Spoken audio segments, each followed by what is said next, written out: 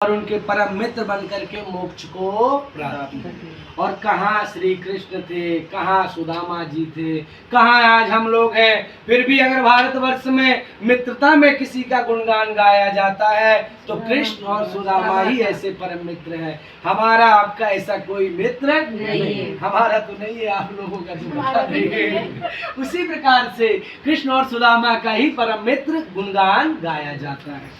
जो राजा रानी थे, जो नदी किनारे पर भगवान का पूजन कर रहे थे संतान को पाने के लिए, वह राजा दूसरे जन्म में राजा दशरथ जी बने, जिन्होंने मर्यादा पुरुषोत्तम श्री रामचंद्र जी को जन्म दे करके अपने मोक्ष को प्राप्त किया। एक ऐसा पुत्र जो कभी अपनी मर्यादा के, कभी किसी की आज्ञा के खिलाफ नहीं हुआ। और जिनका हम पूजन करते हैं, उनके कोई शक्तियों से नहीं उनका पूजन किया है कि हमने रामचंद्र जी को उनकी शक्तियां या पावर या धनुष बाण से उनका पूजन किया, ना, हमने उनके चरित्रों से उनका पूजन करना शुरू किया है। इसलिए हमारे भारतवर्ष में एक ही चरित्र की बुक है कि रामचरितमानस, और कोई दूसरी बुक नहीं बनाई गई है हमारे हिसाब में तो। और उसी प्रकार से जो तीसरे अध्याय में साधु बनिया था, जिसने कहा था प्रभु मुझे भी संतान दो, मैं ऐसी कथा करूंगा, वह दूसरे जन्म में राजा मोरध्वज बना, जिसने अपने ही पुत्र को आरे से चीर करके मोक्ष को प्राप्त किया। और इसी तरह ये लकड़हारा, जिसने लकड़ी बेच करके भगवान का पूजन किया था, ये लकड़हारा दूसरे जन्म में आपके यूपी के गोरखपुर का निषाद राजा हुआ, जिसने भगवान श्री राम के चरणों की सेवा करके मोक्ष को प्राप्त किया। और उसी तरह ये जो राजा थे, जिन्होंने कहा था कहाँ मैं तुम्हारा ये रवा पजीरी खाऊंगा, कहाँ ये करूंगा, ये राजा दूसरे जन्म में इस धरती के सबसे पहले व्यक्ति हुए, जिनका नाम स्वयंभू मनु पड़ा। और इस धरती पर जितने भी हमारे आप जैसे लोग पैदा हुए, सबको भगवान की भक्ति में लीन करके मोक्ष को प्राप्त किया।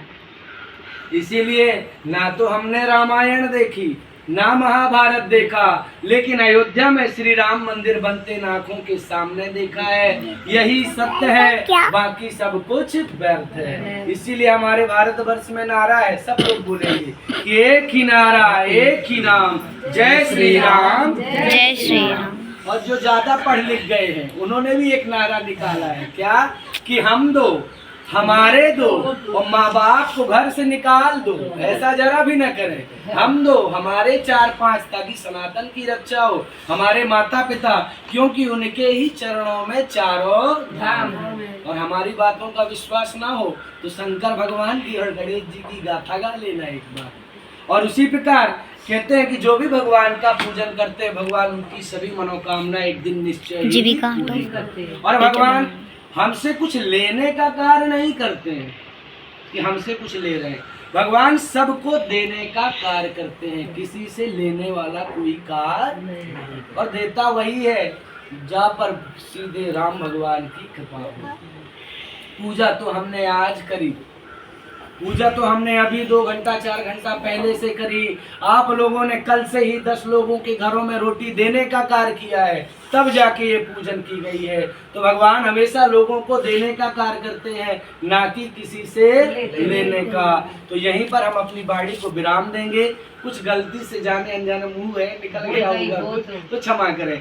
ओम हरि ओम पंचमो अध्याय समाप्त। तो भजमन नारायण नारायण नारायण, श्रीमन नारायण नारायण नारायण, भजमन नारायण नारायण नारायण, जय नारायण नारायण नारायण, श्रीमन नारायण नारायण नारायण। वृंदावन बिहारी लाल की जय। बोल मोरम गुणवंशी वाले की जय। बोल सावरे सरकार की जय। जय जय श्री राधे श्याम। हवन कुंड, हाँ।